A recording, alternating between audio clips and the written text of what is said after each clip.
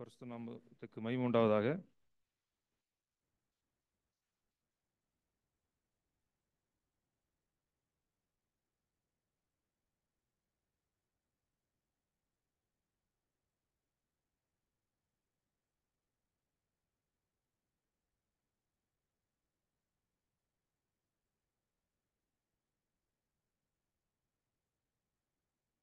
கடந்த ஒரு சில வருடங்கள் 2 வருடங்களாக இந்த அருமையான திருச்சபையோடு சேர்ந்து நாங்கள் குடும்பமாக கர்த்தரை ஆராதிக்க கர்த்தர் பாராட்டின கிருபைக்கா அவருக்கு நன்றி செலுத்துகிறோம். கடந்த 2 வருடங்களாக இங்கே ஐக்கியப்படும் போது அநேக சத்தியங்களை அறிந்து கொள்ள முடிந்தது. நிறைய சத்தியங்களை அறிந்து என்னை நான் சரிப்படுத்திக் கொள்ள முடியுது என்று சொல்லலாம். ஒரு அருமையான தரமுள்ள ஒரு குவாலிட்டி டீச்சிங்ஸ் இங்கே நான் கேட்க முடியுதுன்னு சொல்லலாம்.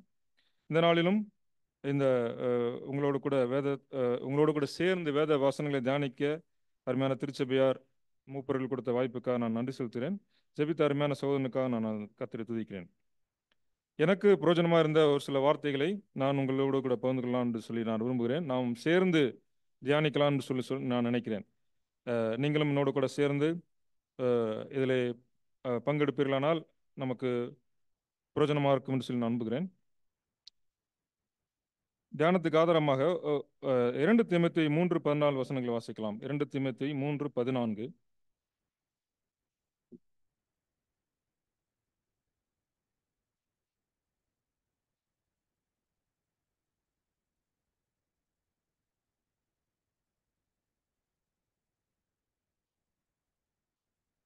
ஆங்கிலத்திலும் கூட வாசிக்கலாம். வேற ஒரு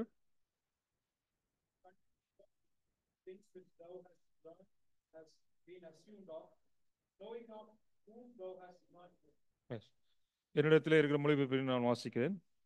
But you must remain faithful to the things you have been taught. அந்த வார்த்தையை மட்டும் நான் எடுத்துக்கொள்கிறேன். இந்த வசனம் எனக்கு எந்த விதத்தில் பிரயோஜனமாக இருந்தது என்ற அடிப்படையில் நான் இந்த நாளில் பகிர்ந்து கொள்ள விரும்புகிறேன். அதற்கு முன்பாக இந்த தீமோத்தேயு 2வது நிருபத்துக்கு கொடுக்கப்பட்ட தலைப்பு என்னவென்று சொல்லி பார்த்தால், நான் தீமோத்தேயு அதிகாரத்திலிருந்து பேசப் போவதில்லை, அல்லது தீமோத்தேயு குறித்து பேசப் போவதில்லை. இந்த வசனத்தை ஆதாரமாக வைத்து நான் சில காரியங்களை நான் பகிர்ந்து கொள்ள விரும்புகிறேன். தீமோத்தேயு 2ஆம் நிருபத்திற்கு கொடுக்கப்பட்ட தலைப்பு என்னவென்று சொல்லி பார்க்கும்போது, அங்கே ஸ்டடி கிறிஸ்டியன் இன் அ கொலாப்சிங் வேர்ல்டு என்று சொல்லி அங்கே தலைப்பு கொடுத்திருக்கிறார்கள் இந்த வேத பண்டிதர்கள். ஸ்டடி கிறிஸ்டியன் இன் அ கொலாப்சிங் வேர்ல்டு எப்படி என்று சொன்னால் என்ன அர்த்தம்? ஒரு உறுதியான கிறிஸ்தவனாக, சரிந்து போகக்கூடிய உலகத்திலே ஒரு உறுதியான கிறிஸ்தவனாக இருப்பது என்று சொல்லி நாம் வாசிக்கிறோம். நாம் இந்த வாசித்த வசனத்துக்கு வரலாம். But you must remain faithful to the things you have been thought. 2 தீமோத்தேயுவிலே அங்கே தீமோத்தேயுவுக்கு பவுல் சொல்கிறார், நீர் கற்று நிச்சயித்து கொண்டவைகளில் நிலைத்திரு என்று சொல்கிறார். அங்கே நிறைய காரியங்களை தீமோத்தேயு அவருடைய பாட்டியின் இடத்திலே கற்றுக்கொண்டிருக்கிறார். அங்கே அப்போஸ்தலனாகிய பவுல் இடத்திலிருந்து கற்றுக்கொண்டிருக்கிறார். அது எதன் அடிப்படையில் எதற்காக இந்த வார்த்தையை எழுதுகிறார்னு சொல்லி நாம் பின் பார்ப்போம். இந்த வார்த்தையை நான் இந்த வசனத்தை நான் இப்படியாக எழுதி வைத்திருக்கிறேன். ரிமைன் ஃபெய்த்ஃபுல், என்னுடைய புரிதலின்படி நான் எழுதி வைத்திருக்கிறேன். Continue or sustain things the truth or standards you have been taught, you have been learned. Continue or sustain the truth or standards you have been taught or you have been learned. அங்கே நீ கற்றுக்கொண்ட சத்தியத்திலே, நீ கற்றுக்கொண்ட அந்த ஸ்டாண்டர்டில் அங்கே நிலைத்திரு, அதை விட்டு விடாதே என்று சொல்லி அங்கே பவுல் தீமோத்தேயுவுக்கு சொல்லுகிறார். இதை சொல்வதனுடைய பின்னணி என்னவென்று சொல்லி பார்க்கும்போது நாம் அறிந்திருக்கிற வண்ணமாக அங்கே கிறிஸ்தவ விசுவாசம், அடிப்படையான கிறிஸ்தவ விசுவாசத்தை குறித்ததான அடிப்படையான அந்த டாக்டரினல் சத்தியத்திலே நீ நிலைத்திருக்க வேண்டும். கிறிஸ்துவை கொடுத்ததான அந்த சத்தியம், அந்த டாக்டரின், அதிலே இன்றைக்கு நிறைய கள்ள போதனைகள் வந்து கொண்டிருக்கிறது. நீ கற்றுக்கொண்டதிலே அந்த அடிப்படையான சத்தியத்திலே நிலைத்திரு என்பதை வலியுறுத்தும் வண்ணமாக அங்கே தீமோத்தேயுவுக்கு இந்த வார்த்தையை பவுல் எழுதுகிறார். அதாவது, to keep remain about the fundamental doctrine about the Christ he learned from, to keep away from the false doctrine. அந்த பின்னணியிலே இந்த வார்த்தையை அவருக்கு தீமோத்தேயுவுக்கு பவுல் எழுதுகிறார். இந்த ஒரு அடிப்படையில் தான் நான் இந்த நாளிலும் கூட நான் நாம் தியானிக்க விரும்புகிறேன். நாம் அநேக காரியங்களை கற்றிருக்கிறோம், சத்தியங்களை கற்றிருக்கிறோம், கிறிஸ்தவ வாழ்வியல் சத்தியங்களை நாம் கற்றிருக்கிறோம். பல வருடங்களாக நாம் கிறிஸ்தவர்களாக இருப்பதனாலே அதுவும் நம்மை போன்ற சபையிலே நாம் ஒரு தெளிவான வேத போதனைகளை நாம் கற்று வளர்ந்திருக்கிறோம். நாம் மற்றவர்களுக்கு போதிக்கக்கூடியவர்களாக இருக்கிறோம். ஒருவேளை நாம் சொல்லக்கூடும், நான் சிறு வயதிலிருந்தே கிறிஸ்தவனாக இருக்கிறேன், சிறு வயதிலிருந்து நான் வேதத்தை கற்றுக்கொண்டிருக்கிறேன், அங்கே நான் அநேகருக்கு நான் போதித்திருக்கிறேன் என்று சொல்லலாம். அநேக வருடங்களாக நான் இந்த வசனத்தை கேட்டுக்கொண்டிருக்கிறேன், இந்த சபையில் ஐக்கியமாக இருக்கிறேன் என்று சொல்லலாம். அப்படி என்றால் என்ன அர்த்தம்? நாம் ஒரு நாம் தெளிவான சத்தியத்தை அறிந்திருக்கிறோம், கற்றிருக்கிறோம். அதனுடைய மறு வார்த்தையில் சொல்ல வேண்டுமானால், we have learned the standards and truth. கிறிஸ்தவ வாழ்வியல் சத்தியங்களை நாம் தெளிவாக கற்றிருக்கிறோம் என்று சொல்லலாம். இந்த இடத்திலும் கூட நான் ஒரு சில கேள்வியை நான் வைக்க விரும்புகிறேன். இந்த வார்த்தையின் அடிப்படையில், do we remain faithful to the things we learned or we have been taught so far? ஒருவேளை நான் இத்தனை வருடங்களாக கிறிஸ்தவனாக இருக்கிறேன் என்று சொல்லுவோம் அல்லவா, நான் இவ்வளவு நாளாக நான் வேதத்தை கற்றுக்கொண்டிருக்கிறேன் என்று சொல்லுவோம் அல்லவா, அந்த கற்றுக்கொண்ட சத்தியத்திலே நான் அதில் நிலைத்திருக்கிறேனா, அதில் உறுதியாக இருக்கிறேனா என்பதை நான் சோதித்து பார்க்க வேண்டும். Do we keep the standard as per the God's word in our life? இந்த வேதம் நமக்கு கற்றுத்தந்த சத்தியங்களின் அடிப்படையிலே என்னுடைய வாழ்க்கையை நான் அங்கே என்னுடைய வாழ்க்கையில் நிலைத்திருக்கிறேனா? இன்னொரு கேள்வியை நான் முன்வைக்க விரும்புகிறேன். Do we keep standard Christian life as per the truth we have learned?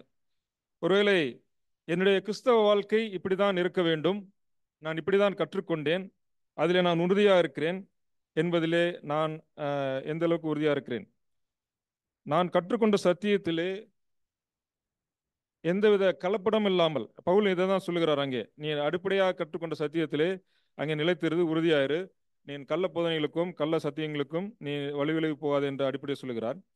நாம் கற்றுக்கொண்ட சத்தியத்தில் எந்த விதமான கலப்படமும் இல்லாமல் நம்முடைய வாழ்க்கையிலே அந்த ஸ்டாண்டர்டை அதை நாம் நிலைநிறுத்தக்கூடியவனா, எல்லா சூழ்நிலை நிலைநிறுத்தக்கூடியவனா இருக்கிறனா என்பதை நாம் யோசித்து பார்க்க வேண்டும். மறுபடியும் இந்த வார்த்தை வாசிக்கிறேன். நீ கற்று நிச்சயித்து கொண்டவைகளில் நிலைத்திரு, அவைகள் இன்னாரிடத்தில் கற்றா என்று அறிந்திருக்கிறாயே. ஒரு கேள்வியை நாம் நமக்குள்ளே கேட்டு பார்க்கலாம். நாம் கற்றுக்கொண்டோம் என்று சொன்னால் எந்த அளவுக்கு நாம் கற்றுக்கொண்டிருக்கிறோம்? நாம் கற்றுக்கொண்ட சத்தியங்களிலே நிலைத்திருக்க என்ன செய்ய வேண்டும்? நாம் அதிலே உறுதியாக இருக்க வேண்டும். உறுதியாக இருக்க வேண்டும் என்று சொன்னால் என்ன செய்ய வேண்டும்?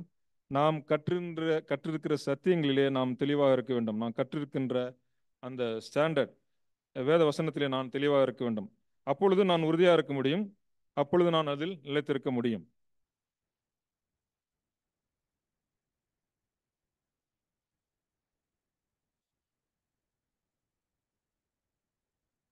ஒருவேளை என்னை நான் பார்த்து கேட்கக்கூடிய கேள்வி, இந்த வசனத்தில் நான் பார்த்து இந்த வசனத்தின் அடிப்படையில் என்ன நான் பார்த்து கேட்கக்கூடிய கேள்வி, இத்தனை ஆண்டுகளாக நான் கிறிஸ்தவனாக இருக்கிறேன், நான் வேத வசனங்களை கேட்டிருக்கிறேன், என்னை குறித்து சொல்ல வேண்டுமானால் நான் சண்டே கிளாஸ் மூலமாக கர்த்தராகிய இயேசு கிறிஸ்துவை அறிந்து கொள்ள தேவன் கிருபை செய்தார்.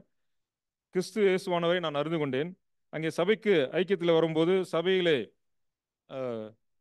ஐக்கியத்தில் இருக்கும்போது, அங்கே ஆராதனை செய்திகளை கொடுக்கும்போது ஆண்டவரை என்ற இரட்சகராய் ஏற்றுக்கொண்டேன். என்னுடைய 16வது வயதிலிருந்து நான் கர்த்தராகிய இயேசு கிறிஸ்துவின் அந்த வார்த்தைகளை கேட்டு வருகிறேன், அவரை சேவிக்கிறேன். அநேக செய்திகளை கேட்டிருக்கிறேன், அநேக சத்தியங்களை கேட்டிருக்கேன். ஒரு என்னிடத்திலே நான் கேட்கக்கூடிய கேள்வி என்னவென்று சொல்லி பார்க்கும்போது, கிறிஸ்துவ வாழ்வின் தரத்தை நான் கடைபிடிப்பதிலே எனக்கு நான் எவ்வளவு மதிப்பெண் கொடுப்பேன்? இங்கே பவுல் அதான் சொல்கிறார், நீ கற்று நிச்சயித்து கொண்டவர்களில் நிலைத்திரு என்று சொல்கிறார். கிறிஸ்தவ வாழ்வின் சத்தியங்களை, வாழ்வின் தரத்தை நான் கடைபிடிப்பதிலே நான் எனக்கு எவ்வளவு மதிப்பெண் கொடுப்பேன்? அதாவது இதை எப்படி மெஷர் பண்ணணும்னா, என்னுடைய புரிதலின்படி நான் எவ்வளோ கற்றிருக்கிறேனோ அதன் அடிப்படையிலே என்னை நான் மெஷர் பண்ணணும். நான் இவ்வளவு தெரியும்னு சொல்றேன் இல்லையா, நான் இவ்வளோலாம் கற்றுக்கொண்டேன், இவ்வளோலாம் நான் தெரியும், சத்தியங்கள் தெரியும்னு சொல்லும்போது நான் அதன் அடிப்படையில் என்னை நான் மெஷர் பண்ண வேண்டும். அப்படி மெஷர் பண்ணும்போது எனக்கு நான் எவ்வளோ மதிப்பெண் கொடுப்பேன்?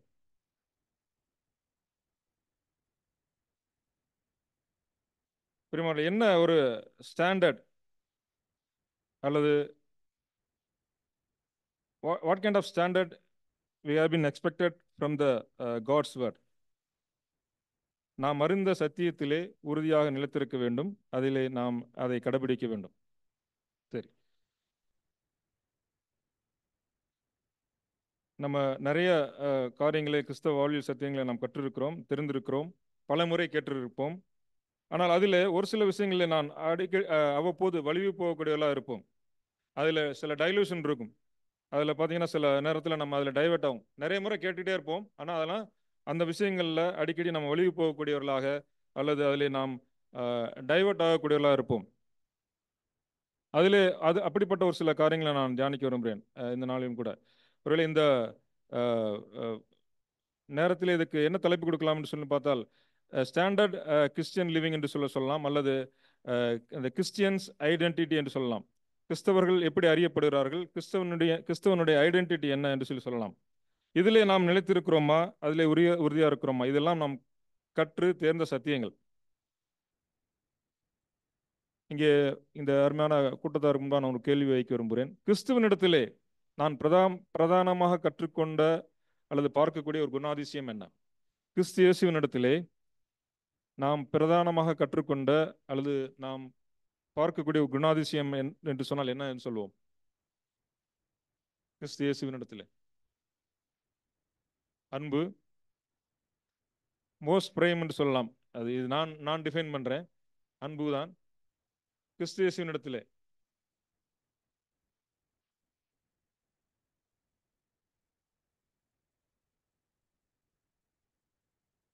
தாழ்மை இல்லையா? நம் சிலுவை குறித்து தியானிக்கும் போது நாம் அடிக்கடி பேசக்கூடிய காரியம், கிறிஸ்துவனிடத்தில் நாம் பார்க்கக்கூடியது தாழ்மை.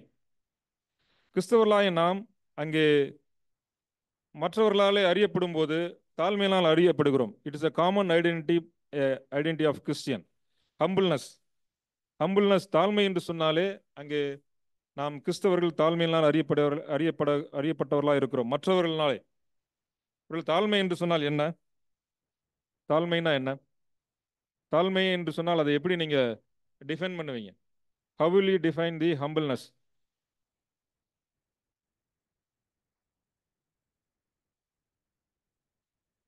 உங்களுடைய சொந்த வார்த்தையில் சொல்லலாம்.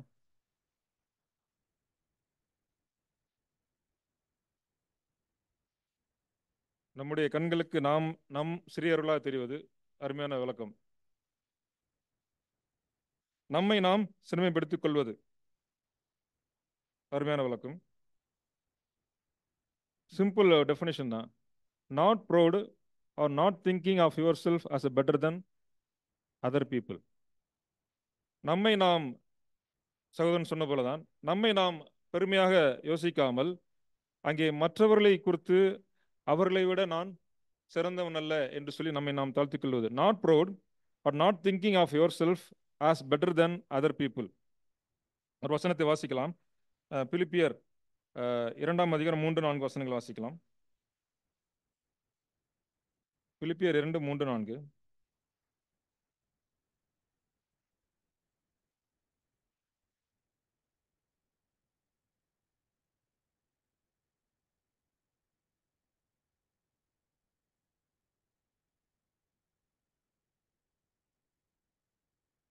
போதும். இங்கே ஒருவர் தங்களிலும் மேன்மையானவர்களாக என்ன கடுவர்கள் சொல்லி அங்கே பவுல் பிலிப்பியருக்கு எழுதுகிறார்.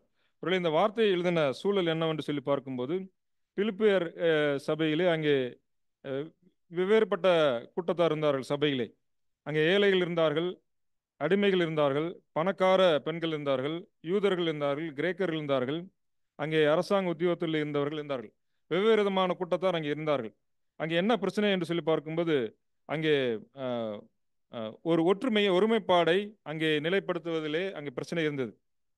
அதனபடினால அங்கே எழுதுகிறார், ஒருவர் தங்களிலும் மேன்மையாக என்ன கடவுள் என்று சொல்லி சொல்கிறார். இங்கே நாம் கிறிஸ்தவத்திலே நாம் கிறிஸ்தவ வாழ்வியல் சத்தியங்களிலே தாழ்மையாக இருக்க கற்றுக்கொண்டிருக்கிறோம். கிறிஸ்தவர்களாய் நாம் தாழ்மையினாலே நாம் அடையாளம் காணப்பட்டிருக்கிறோம். அங்கே நாம் இதில் எந்த அளவுக்கு நிலைத்திருக்கிறோம், தாழ்மையை நான் எந்த அளவுக்கு என் வாழ்க்கையிலே நான் எப்பொழுதும் நான் காண்பிக்கிறவனாக இருக்கிறேன். இங்கே வாசிக்கிறோம், நாம் ஒருவர் தங்களிலும் மேன்மையாக என்ன கடவர்கள். மெய்யாகவே இந்த தாழ்மை என்ற சத்தியத்தை அறிந்த நான் என்னுடைய வாழ்க்கையிலே தாழ்மையை நான் பிரதிபலிக்கிறவனாக இருக்கிறேனா?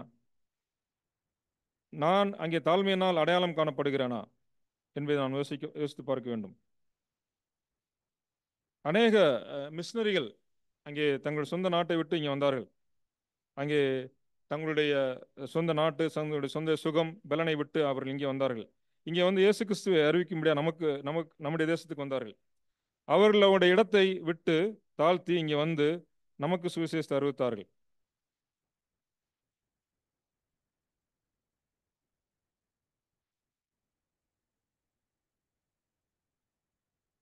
விசுவாசிகளாய நாம் அங்கே தாழ்மையிலே நாம் உறுதியுள்ளவர்களாக இருக்கிறோமா?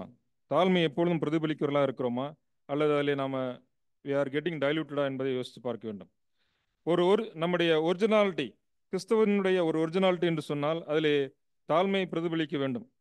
இங்கே தாழ்மையோடு கூட இன்னொரு விஷயமும் சேர்ந்து வேலை செய்கிறது. 1 கொரிந்தியர் 13, 4, 5, 7 வாசிக்கலாம். 1 கொரிந்தியர் 13.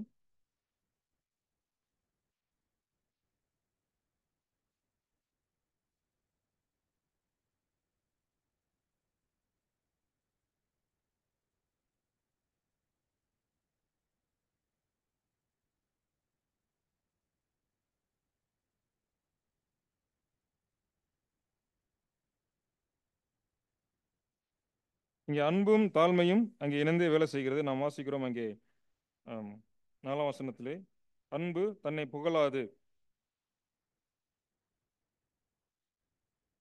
அங்கே 5ஆம் வசனத்தில் வாசிக்கிறோம், அன்பு தற்பொழிவை நாடாது. இங்கே அன்பும் தாழ்மையும் இணைந்தே வேலை செய்யக்கூடியதாக இருக்கிறது. நீ கற்று நிச்சயித்துக் கொண்டுகளில் நிலைத்திரு என்று சொல்லி அங்கே பவுல் சொல்கிறார். இன்றைக்கு தாழ்மையை கற்றுக்கொண்டிருக்கிற நாம், அன்பை கற்றுக்கொண்டிருக்கிற நாம், நம்முடைய கிறிஸ்தவ வாழ்க்கையிலே நாம் தாழ்மையை உள்ளவர்களாக அடையாளம் காணப்படுகிறோமா? என்னுடைய பர்சனாலிட்டி அங்கே தாழ்மையினால் நாம் அடையாளம் காணப்படுகிறோமா? அநேக வருடங்களாக நான் சத்தியத்தை கேட்டுக்கொண்டிருக்கிறேன். நிறைய சத்தியங்கள் தெரியும்.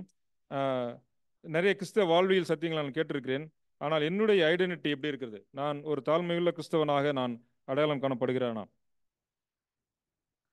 இன்னைக்கு சபையில் நம்ம நிறைய சபைகளில் நம்ம நிறைய பிரச்சனைகளை பார்க்கிறோம்.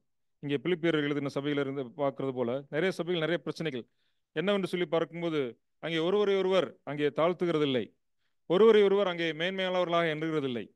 அங்கே நாம் அதுக்கு வசனத்துக்கு மாறாக நம்ம என்ன நினைக்கிறோம்? மற்றவர்களை குறைவாகவும் நம்மை மேன்மையானவர்கள் எண்ணக்கூடியவர்களாக இருக்கிறோம். இன்னும் ஒரு வசனம் வாசிக்கலாம்.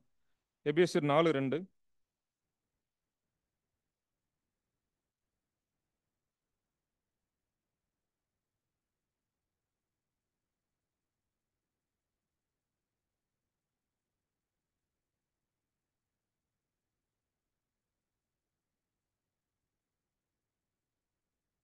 ஆங்கிலத்தில் வாசிக்கலாம். ஆங்கிலத்திலே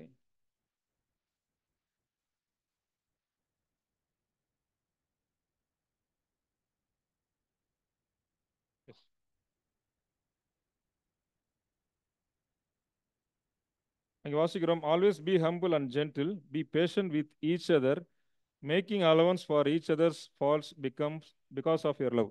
அங்கே மற்றவருடைய குறைகளை பொறுத்து கொள்வதிலே நாம் அங்கே அன்புள்ளவர்களாக தாழ்மையுள்ளவர்களாக இருக்க வேண்டும் சொல்லி வாசிக்கிறோம். மற்றவருடைய குறைகளை பொறுத்துக் கொள்வதிலே நாம் தாழ்மையுள்ளவர்களாக இருக்க வேண்டும் சொல்லி வாசிக்கிறோம். அங்கே மற்றவர்களுடைய குறைகளை நாம் நம்முடைய அன்பினாலே பொறுத்துக் கொள்ளக்கூடியவர்களாக இருக்க வேண்டும். கிறிஸ்தவ சபை வாழ்க்கையிலே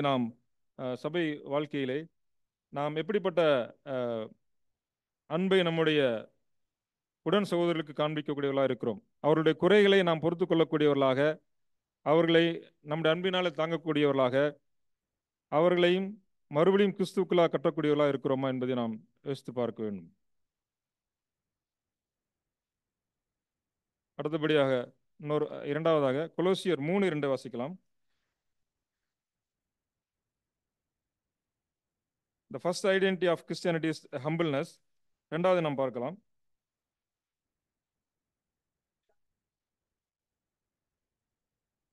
பூமியில் உள்ள மேலாண்மை நாடுங்கள். Secondly, we are identified by our lifestyle. கிறிஸ்தவர்களுக்கு என்று ஒரு வாழ்க்கை முறை இருக்கிறது. அவர்கள் பூமிக்குரியவர்களை தேடுகிறவர்கள் அல்ல, அவர்கள் மேலானவைகளை தேடுகிறவர்கள், கிறிஸ்துவின் ராஜ்யத்துக்குரியவர்களை தேடுகிறவர்கள், கிறிஸ்துவனுடைய பரலோகத்துக்குரியவர்களையும் மறுமைக்குரியவர்களையும் தேடக்கூடியவர்கள் தான் கிறிஸ்தவர்கள். Christians are identified by their lifestyle. இது இரண்டாவது வாசிக்கிறோம்.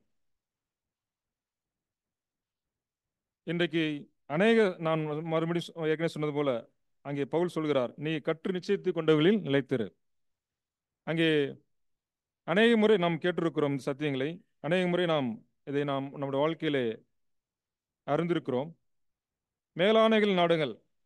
கிறிஸ்தவ வாழ்க்கையிலே, நம்முடைய வாழ்க்கையிலே நாம் எதற்கு முக்கியத்துவம் கொடுக்கிறோம்? நம்முடைய ப்ரையாரிட்டி என்ன? நம்முடைய அனுதின வாழ்க்கையிலே நம்முடைய மோட்டிவ் என்ன?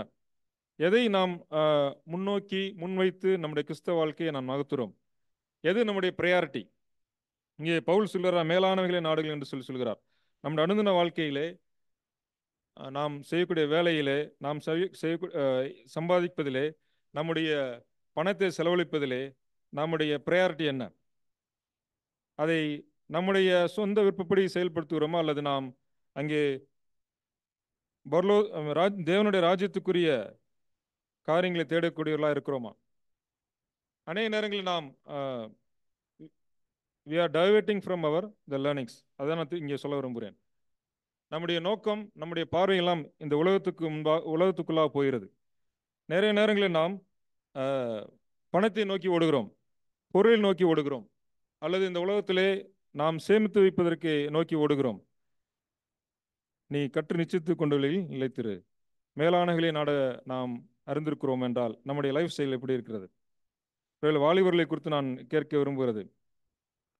நம்முடைய திருமண காரியம் வரும்போது நம்முடைய ப்ரையாரிட்டி என்னவா இருக்கிறது? என்னுடைய மோட்டோ என்னவா இருக்கிறது?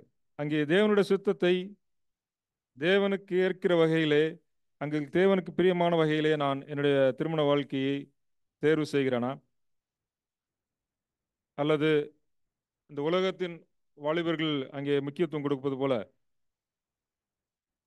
பணத்துக்கோ அல்லது அழகுக்கோ அல்லது மற்ற காரியங்களுக்கோ நான் முக்கியத்துவம் கொடுத்து நான் முன்னோக்கி போகிறேனா? இங்கே வாசிக்கிறோம், மேலான பூமியில் உள்ள இல்ல, மேலானையில் நாடுங்கள். மூன்றாவதாக மார்க் 3:35 வாசிக்கலாம்.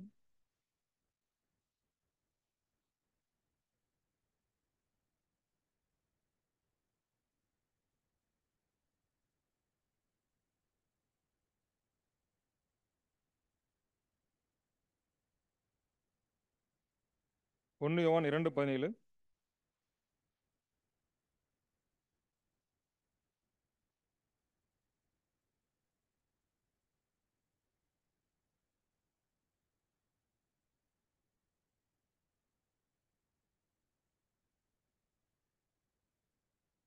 கொரிந்தியர் 6:20 வாசிக்கலாமா?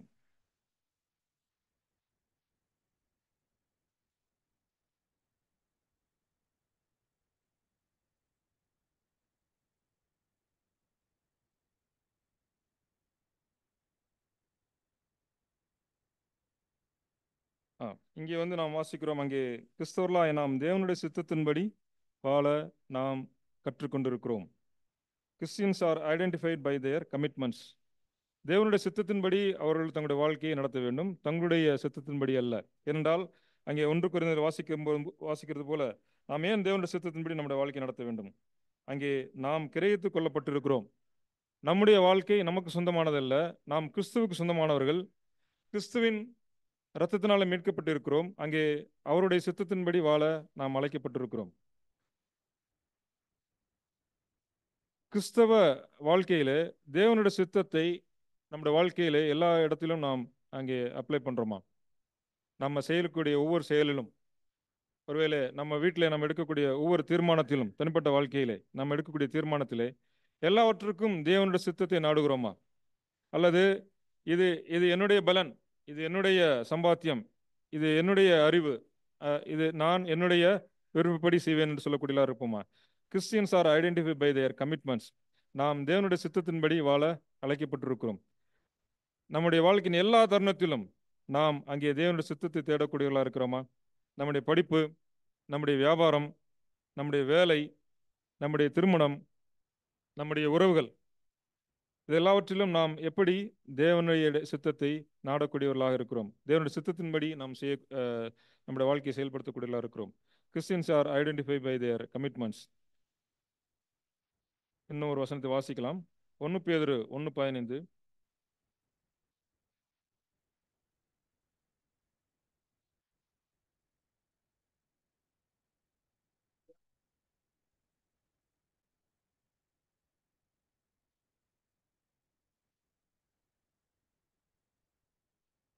இங்கே கிறிஸ்தவர்களாய நாம் அங்கே பரிசுத்தவான்களாக இருக்க அழைக்கப்பட்டிருக்கிறோம். Christians are identify by their holiness. நாம் அங்கே பரிசுத்தத்தினாலே நாம் அங்கே அடையாளம் காணப்படுகிறோம். கிறிஸ்தவர்கள் என்று சொன்னால் அவர்கள் பரிசுத்தமாக இருப்பார்கள், அவர்கள் ஒழுக்கமாக இருப்பார்கள் என்று சொல்லி நாம் அடையாளம் காணப்படுகிறோம். பரிசுத்தம் என்றால் சொன்னால் என்ன?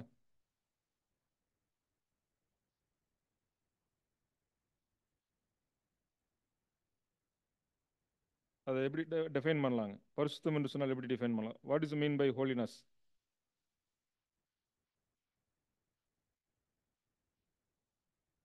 நான் இங்கே எழுதியிருக்கேன், being totally devoted dedicated to the God's word, both inward outwardly committed to the God's word or God's standard. நம்மை முழுவதுமாக தேவனுடைய வார்த்தைக்கு அர்ப்பணித்து வாழ்வது அங்கே பரிசுத்தத்தை குறிக்கிறது. நாம் உள்ளும் புறமுமாக தேவன் நமக்கென்று வைத்திருக்கிற அந்த சத்தியத்துக்கு, அதனுடைய ஸ்டாண்டர்டுக்கு கீழ்ப்படிந்து வாழ்வது.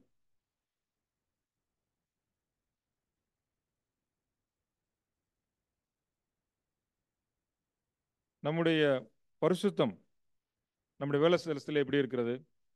நம்மோடு கூட உடன் பணிபுரிபவர்கள் நம்முடைய வாழ்க்கை குறித்து என்ன சாட்சி கொடுப்பார்கள்?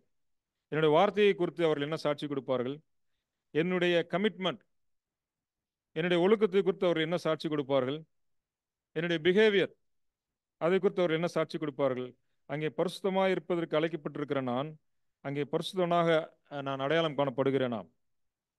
இன்றைய காலகட்டத்திலே நாம் அங்கே நம்முடைய பரிசுத்தத்தை நாம் அளந்து பார்க்க வேண்டுமென்றால், ஒருவேளை கிறிஸ்தவர்களாய நாம் நிச்சயமாக துணிகரமான பாவத்துக்கு உடன்படுகிறதில்லை.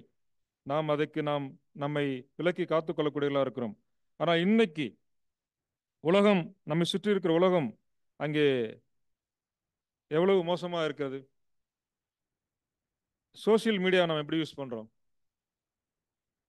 கிறிஸ்தவராய நான் அங்கே சோசியல் மீடியாவை நான் எப்படி யூஸ் பண்ணுறேன்? அதில் என்னுடைய பங்களிப்பு என்ன இருக்கிறது? நிறைய இன்னைக்கு நாம் ஈஸியாக வழி தவறி போவதற்கான வாய்ப்புகள் நிறைய இருக்கிறது. நம்ம எங்கேயும் போய் தேட தேவையில்லை, எல்லாமே கையில் இருக்கு. என் நம்பர் ஆஃப் ஆப்ஸ் நாம் கெட்டு போவதற்கு, இன்னைக்கு வாலிபர்கள் கெட்டு போவதற்கான என் நம்பரான ஆப்ஸ் நீங்கள் எங்கேயும் போக தேவையில்லை, நீங்கள் தேடி போகாமல் மெயிலுக்கே வரும். நான் பரிசுத்தனாக இருக்கிறேன் என்று சொன்னால் யாரும் பார்க்காத நேரத்திலே நான் யூஸ் பண்ணக்கூடிய அப்ளிகேஷன்ஸ் அல்லது சோசியல் மீடியாவில் நான் எப்படி இருக்கிறேன்? கர்த்தருக்கு பயந்து வாழக்கூடியவனாக அங்கேயும் என்னுடைய பரிசுத்தை காத்துக்கொள்ளக்கூடியவனாக இருக்கிறேன். நான் 1 பேதுரு 5:8 வாசிக்கலாம்.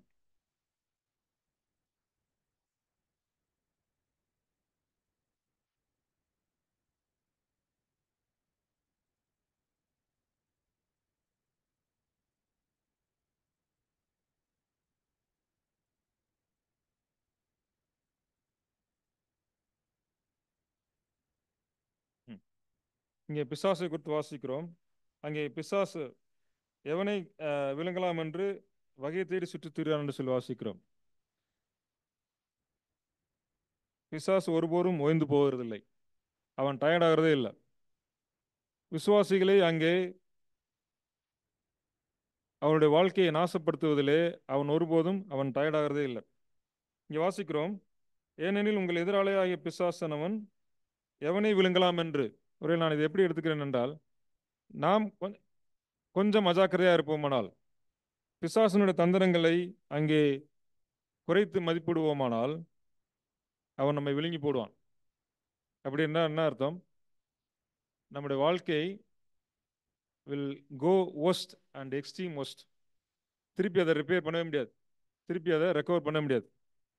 ஏனென்றால் அதை தான் நீங்கள் வாசிக்கிறோம், அவன் விழுங்கி போடுவதற்கு வகை தேடி சுற்றித் திரிகிறான். Is tirelessly is roaming to destroy our life. அதை நம்ம அறிந்தவர்களாக விழிப்புள்ளவர்களாக இருக்கிறோமா? நான் அதனால தான் அந்த சோசியல் மீடியா உதாரணமாக சொன்னேன். இன்னைக்கு ஒரு 30 வருடத்துக்கு 40 வருடத்துக்கு முன்னாடி இந்த ஜென்ரேஷனுக்கு இருந்த ஒரு சேலஞ்சஸ் இப்போ கிடையாது. நம்ம எங்கேயும் போக தேவையில்லை, எல்லாமே கையில் இருக்கிற மாதிரி ஒரு சூழல், ஈஸியாக வழி போவதற்கான சூழல். சோசியல் மீடியா நான் எப்படி யூஸ் பண்ணுறோம்? நம்மை விழுங்க பார்க்கிற பிசாசானவனை குறித்து எச்சரிக்கையுள்ளவர்களாக இருக்கிறோமா? பெருமானார், இன்னைக்கு நிறைய நியூஸ்ல நம்ம வாசிக்கிறோம். நிறைய மோசமான நியூஸ், நிறைய நியூஸ் வாசிக்கிறோம். ட்ராப்பிங், வலையில சிக்க வச்சு அவங்கள ஏமாத்துறது, அவங்கள பணம் பறிக்கிறது, அந்த மாதிரி நிறைய நடக்கிறது இன்னைக்கு. இதெல்லாம் இந்த மாதிரி சோசியல் மீடியா தான். மிகவும் நம்ம எச்சரிக்கையா இருக்க வேண்டும். நம்மை விழுங்குவதற்கு பிசாசானவன் ஆயத்தமா இருக்கிறான்.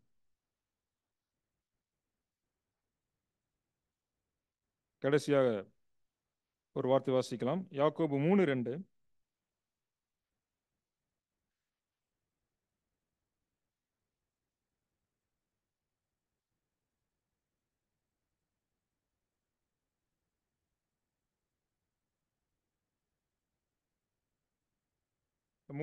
ரெண்டு வாசிக்கலாம். ரெண்டு.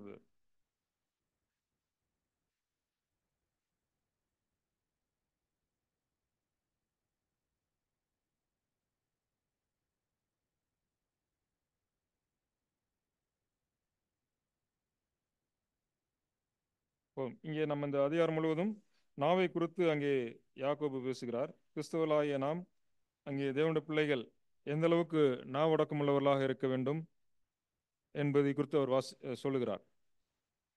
Christians are identified by their words. பிரியமானவர்களே, நம்முடைய வார்த்தையினாலே நாம் அடையாளம் காணப்படுகிறோமா? கிறிஸ்தவராகிய நம்முடைய வாழ்க்கையிலே நம்முடைய வார்த்தை எப்படி இருக்கிறது? நம்முடைய பேச்சு, நம்முடைய கான்வர்சேஷன், நம்முடைய டிஸ்கஷன், நம்ம சக விசுவாசிகளோடு பேசக்கூடிய காரியங்கள், நான் என்னுடைய வேலை ஸ்தலத்திலே பேசக்கூடிய காரியங்கள், நான் படிக்கிற இடத்திலே பேசக்கூடிய காரியங்கள், இதெல்லாம் வேதத்தின் வெளிச்சத்திலே இருக்கிறதா? நான் வேதத்திலே கற்றுக்கொண்ட சத்தியத்தின் அடிப்பிலே இருக்கிறதா? என்னோடு கூட பணிபுரியவர்கள் என்னுடைய வார்த்தையினாலே எப்படி அடையாளம் காணுகிறார்கள்? Christians are identify by their words. நம்முடைய வார்த்தையிலே, சபை வாழ்க்கையிலே நம்முடைய வார்த்தையிலே எப்படி இருக்கிறோம்? நம்முடைய வார்த்தைகள் மற்றவர்களை ஊக்குவிக்கக்கூடியதாக இருக்கிறதா? என்னுடைய வார்த்தைகள் மற்றவர்களை ஆறுதல் படுத்துகிறதா? ஒருவேளை அவர்களுக்கு குழப்பத்திலிருந்து சரியான தீர்வு கொடுத்து அவர்களை சரியான ஆலோசனை கொடுக்கக்கூடியதாக இருக்கிறதா? அல்லது என்னுடைய வார்த்தை பெருமை மிகுந்ததாகவும் பொறாமை மிகுந்ததாக இருக்கிறதா? Christians are identify by their words. அங்கே தீமோத்தேயு சொல்லுகிறார், நீ கற்று நிச்சயித்து கொண்டவர்களில் நிலைத்திரு. பின்னமாரில் நாம் அநேக சத்தியங்களை, வாழ்வியல் சத்தியங்களை கற்றிருக்கிறோம். இங்கே நாம் தியானித்தது போல நாம் தாழ்மையாக இருக்க கற்றுக்கொண்டிருக்கிறோம். அங்கே மேலானவைகளை தேடுவதற்கும் நாடுவதற்கும் கற்றுக்கொண்டிருக்கிறோம். தேவ சித்தத்தின்படி வாழ்வதற்கு நாம் கற்றுக்கொண்டிருக்கிறோம். அங்கே பரிசுத்தமாக வாழ்வதற்கு கற்றுக்கொண்டிருக்கிறோம். அங்கே நம்முடைய வார்த்தையை, நாவை நாம் நாவடக்கமுள்ளவர்களாக இருக்க கற்றுக்கொண்டிருக்கிறோம். நாம் கற்றுக்கொண்ட சத்தியத்திலே நிலைத்திருக்கிறோமா? அதில் உறுதியாக இருக்கிறோமா? அல்லது நான் ஒரு கலப்படம் மிகுந்த ஒரு கிறிஸ்தவனாக இரண்டு விதமான நிலைப்பாட்டிலே நான் வாழ்கிறேனா? நான் கற்றுக்கொண்ட சத்தியத்தை நிலைத்திருக்காமல் என்னோட வாழ்க்கையிலே நான் இரண்டு விதமான நிலைப்பாட்டில் வாழ்கிறேனா? நீ கற்று நிச்சயத்தை கொண்டு நிலைத்திரு என்று சொல்கிறார். நாம இந்த தியானத்தை வார்த்தையின் அடிப்பிலே சோதித்து பார்ப்போம். நாமம் மையப்படுவதாக.